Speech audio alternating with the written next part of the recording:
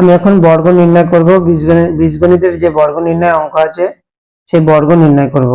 তাহলে বর্গ, এখানে আমাদের অঙ্কটা আছে x+5, তাহলে এর বর্গ বলতে আমরা কি বুঝি, x+5 এর হোল স্কয়ার। তাহলে এখানে আমাদের কি হলো, a + b এর হোল স্কয়ার।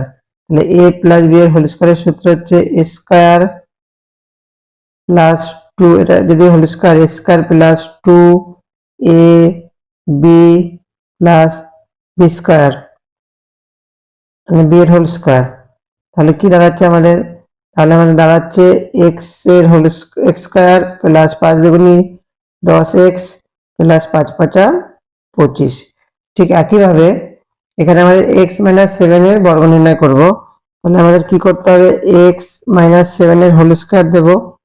এবার সূত্র a square minus 2ab plus b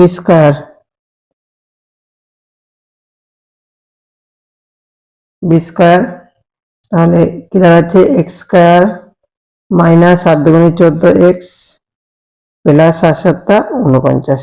এই দুখানা সূত্রের সাহায্যে, মানে একটা প্লাসের সূত্র একটা মাইনাসের সূত্র, একটা হচ্ছে a + b হোল স্কয়ার, একটা হচ্ছে a - b হোল স্কয়ার।